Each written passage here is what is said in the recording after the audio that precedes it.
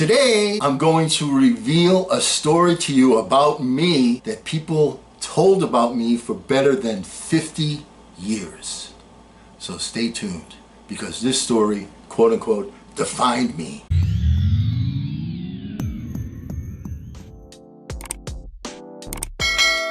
Hello again, everyone. I'm Eli's dad with Project Eli, where we educate, we lead, and we inspire. And we are in the sort of the end of a series based upon how to be a good public speaker, certain traits that you need to have if you want to be a good speaker.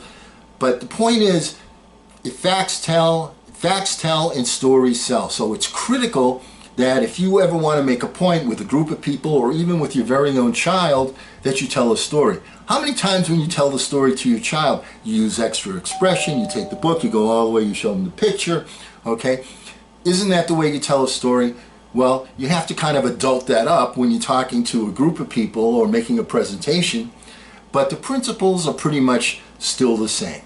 So I want to tell you a story about myself that more or less defined me with my family for about 50 years, or to be candid with you, until virtually everybody that was there at the time passed away. So nobody else remembers it, okay? Here's the story. We were going to my aunt and uncle's house in a suburb of Boston, in Newton, okay? And they had moved into this house, and we went there, and it was I believe it was a party for my sister who was getting married at the time. And so all the relatives, they came from New York, and they came from all over the Boston area to come and spend time, for this celebration for my sister getting married and this fabulous party. And since it was my sister, everybody, first my dad made a toast, and the groom, his parents made a toast, and my mom made a toast, and then it was handed to me, and I made a toast, and I said something ridiculous. I mean, I was a puppy at that time. I was like, what, 12, 13, something like that. Not very smart, not very mature, much different than I am now, all right? But anyway, I made a toast something like, may you have a zillion children, or something stupid like that, okay? So anyway, that was my toast. And anyway, so we went and we were making toast, and of course when the adults made the toast, they had adult beverages. They had wine, they had a drink, whatever. When I'm making my toast, though, being a youngster, all I had was a glass of orange soda. So I have the glass of orange soda, and I'm making my toast, all right, and everybody, gives me the polite, clap after my stupid toast.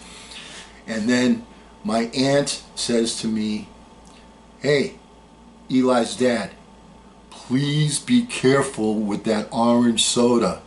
We just got new rugs for this event. We got brand new rugs, so please be careful." Hey, don't worry, hey, I'm 13, 14, I'm not like a little kid anymore. I'm not going to be foolish, I'm not going to be clumsy. I think you can kind of guess what happened with this particular story, am I right? Somehow, some way, I knocked over the whole glass of orange soda.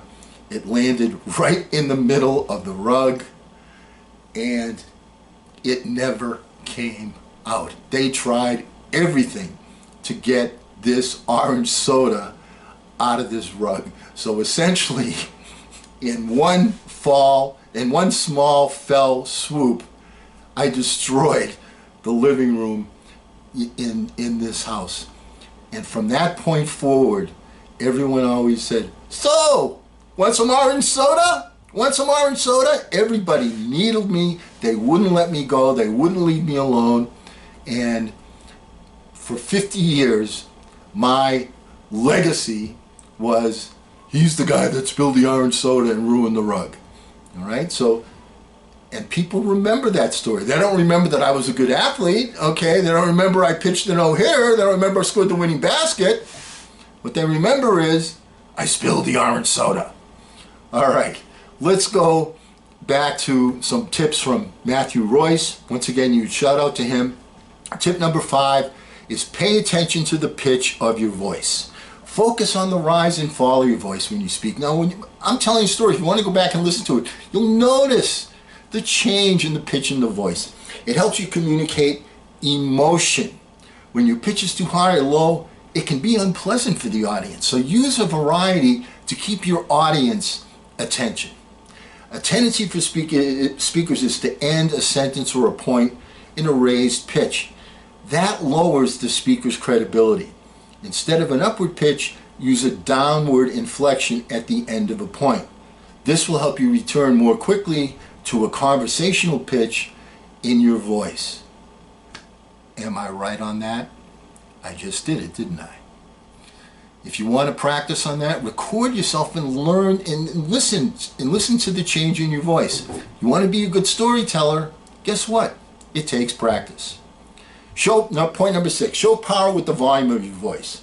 How loud or soft is your voice? Adding volume to your voice helps make sure that everyone can hear you. In a large room, a loud voice enables you to show your power.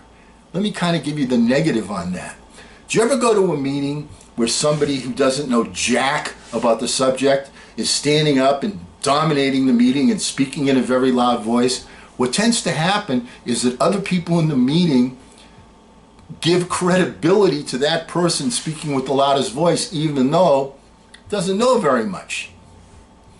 So keep that in mind. You speak with a louder voice, it gives you more credibility. But one of the other things that you want to do is to change your volume, especially if you're in a sales situation. If you want people to listen to you, get them to come closer. They'll draw in closer to you when you speak in softer tones. Does that make sense? And you become less threatening. And the pitch of your voice shows your passion. When you naturally speak louder, you get people fired up about your presentation topic. Does that make sense? Okay. Last one, number 7. Concentrate on your pacing. If you feel nervous and unprepared, people speak faster when that's the case. When you talk too fast, it makes it difficult for your audience to keep up. Speaking too slowly puts your audience to sleep. So what is the good medium point? Once again, we go back to pacing. We go back to short, choppy sentences. If you can speak fast when you're making a point that's easy to listen to, but when you want your person to get that key point, slow it down. Change your pacing. You don't want to speak at the same pace the entire time, because when you do, it becomes very difficult for people to hear what you're saying. Am I right on that? Try to slow down during complex topics and speed up during familiar topics. The speed of your words is essential in making sure your audience can digest what you're saying.